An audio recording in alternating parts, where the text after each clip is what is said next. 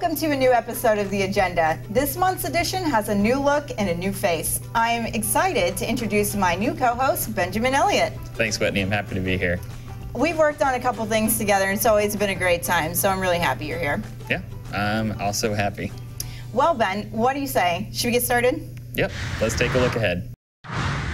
It's summer in Florida, and you know what that means. There's going to be some big events, but there's also going to be some big storms.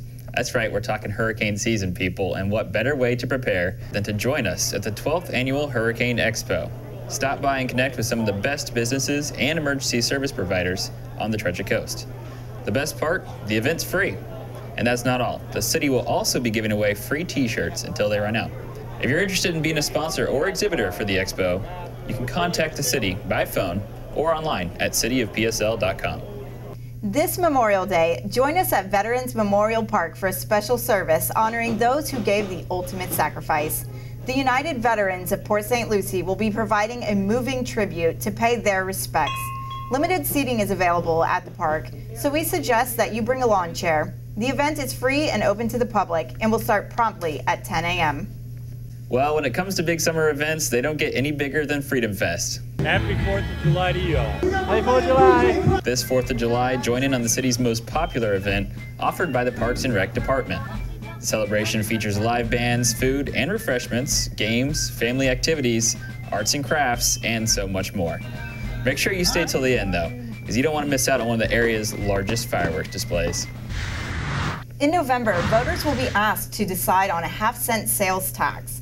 It's designed to help fund road improvements, build more sidewalks, and support water quality projects in unincorporated St. Lucie County, Port St. Lucie, Fort Pierce, and St. Lucie Village. Now, the half-cent sales tax is actually expected to raise over $18 million each year, and from what I understand, a lot of ongoing projects are going to help be completed by this. So some of the projects that could be funded by this are the intersections at St. Lucie West Boulevard that include Kashmere, California, Peacock, and Bayshore. Also sidewalks and repaving, another big one to the residents.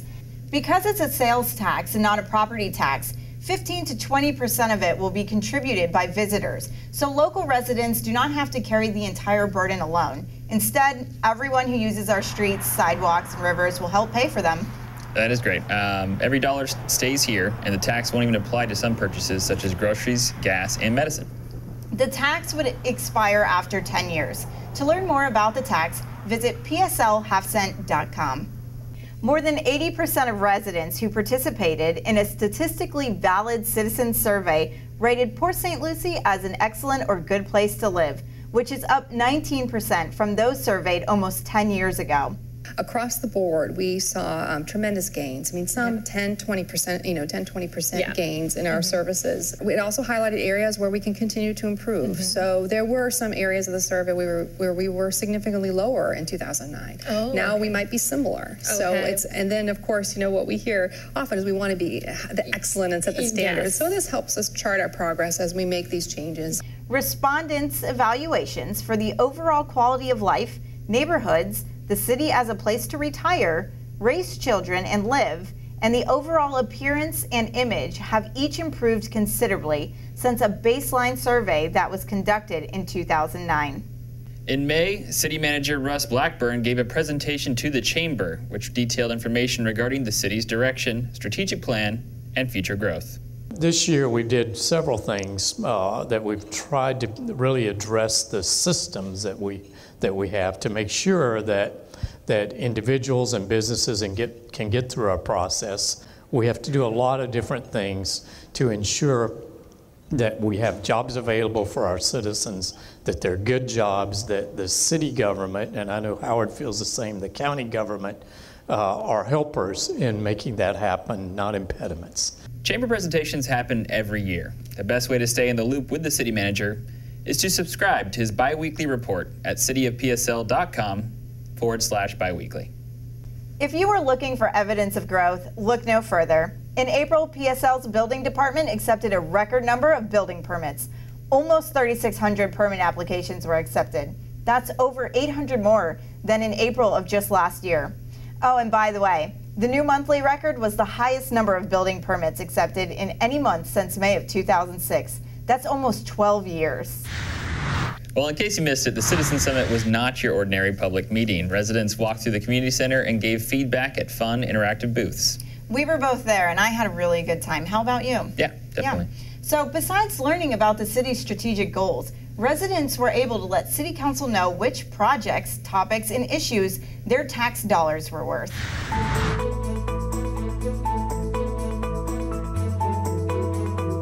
The goal for tonight was to get our residents out and engaged in everything we do in the city. We have the Map to Success, which we're providing to residents that are attending today's Citizen Summit. We want to make sure that our priorities and our strategic plan match the priorities of what our residents want.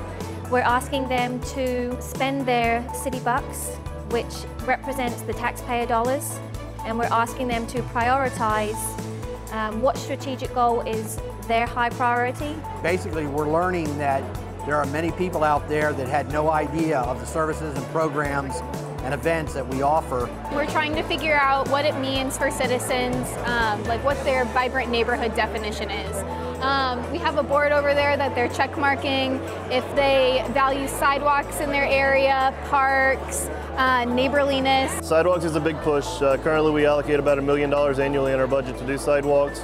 That's in addition to money that we can get from FDOT through local agency program grants. And then the citizens always want more, which I understand that. You know, I live in the city and I don't have a sidewalk, so I would love to have a sidewalk in my neighborhood. It's a good opportunity for us as an agency to get out and interact with the public, answer any questions, if there's any concerns that they want to share with us. We wanted to make sure that the kids had something to do while they were here, while the parents were looking at the different goals and the strategic plan. So here we're focusing mostly on water. We have a do-it-yourself water filtration system. So with very simple, kind of easy materials, we show the kids how by pouring dirty water through a couple different layers of sand and gravel, it cleans it up. I've been here since 2006, and I've been to a lot of the seminars and workshops that we've had here, but this is the best one by far. Why? Because it allows the people, instead of watching the PowerPoint presentation, it allows you to touch and feel the projects that are going on.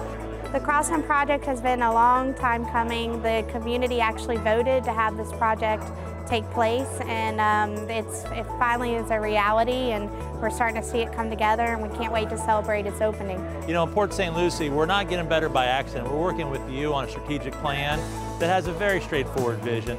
Port St. Lucie is a safe, and maybe the safe, beautiful, prosperous city for all people. That's what we're working on, and to get there, we need you to tell us how we're doing. So, where do you see Port St. Lucie in the next couple of years? I mean, we're now the 8th largest city, correct? Right. Yeah. I mean, come on, guys. We're shooting for number one, come on, right? That's a no-brainer. Number one, right? Number one. We are number one. I am Port St. Lucie. I am Port St. Lucie. I am Port St. Lucie. Come and check us out. Come and check us out. All right. If you missed out on the Citizen Summit, don't worry. You can still get involved. To learn how, visit the city's website at cityofpsl.com. Well, if you missed this next one, I feel bad for you. It was actually pretty fun. The Mile with the Mayor event gave residents, well, it was 2 miles with the mayor, it gave residents the chance to learn about a variety of ways to stay fit in Port St. Lucie. It was all part of a special taping of the city's official talk show, PSL Living. Port St. Lucie's Mayor Gregory J. Oravec and staff from the city's communications team That's us. filmed the segment in front of a live audience on location at PSL's Woodstock Trail.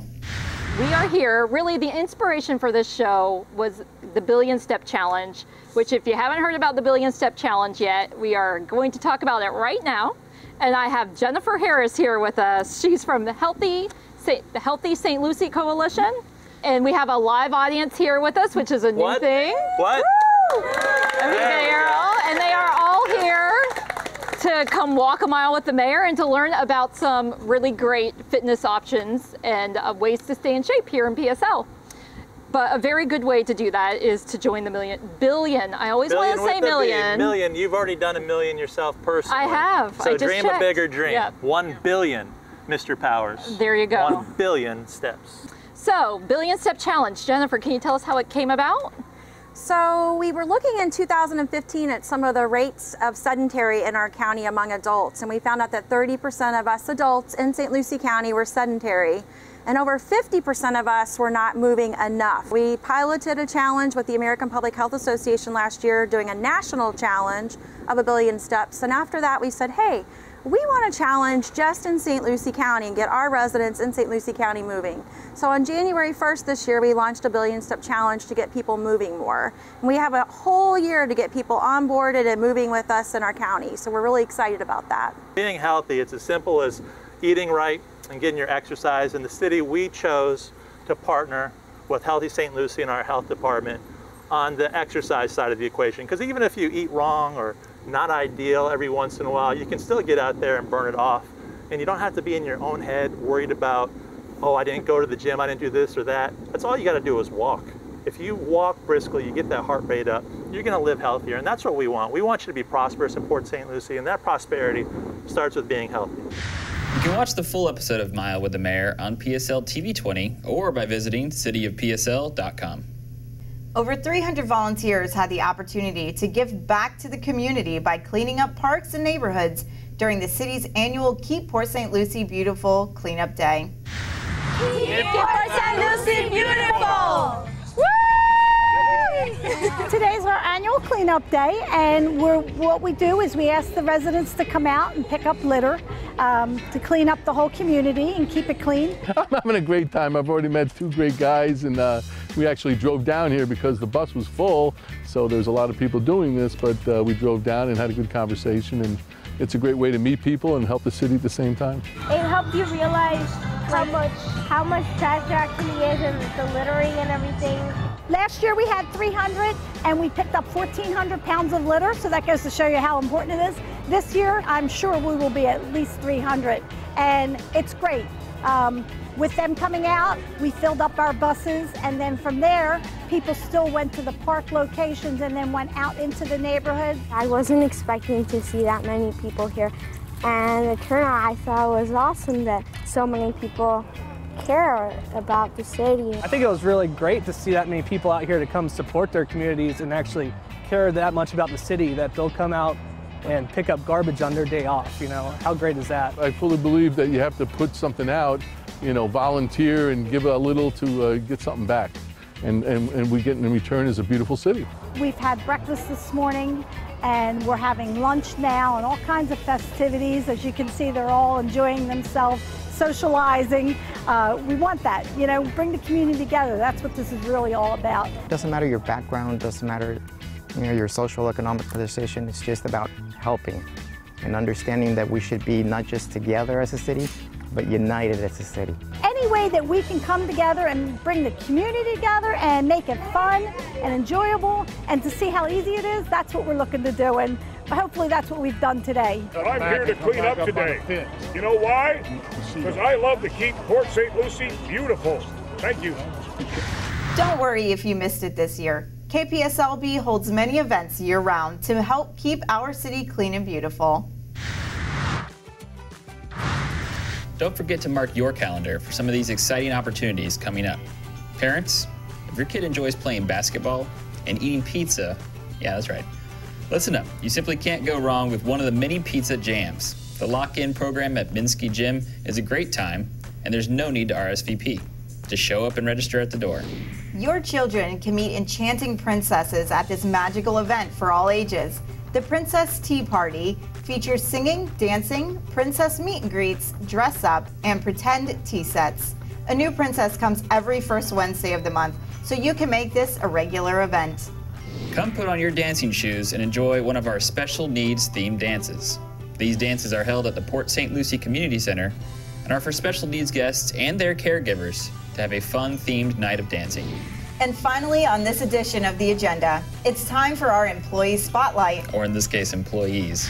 Port St. Lucie's Utility Systems employees, Jason Green, George Uri, and Nicholas Calise, are proof that PSL is a hometown for heroes. The trio worked to relocate a residential grinder tank about 2 feet for a disabled veteran in order to accommodate a permanent wheelchair ramp to her front door.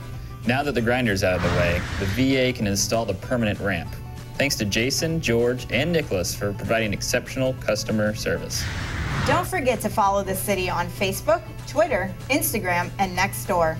And as always, if you're looking for more information on what was covered this episode, visit the city's website at cityofpsl.com. Ben, it's been a lot of fun. Thanks for being here today, and I'm looking forward to the next show. Happy to be here. I'm looking forward to it as well. Great. I'm Whitney Frazier. And I'm Benjamin Elliott. Thanks for watching. And join us next month for another episode of The Agenda.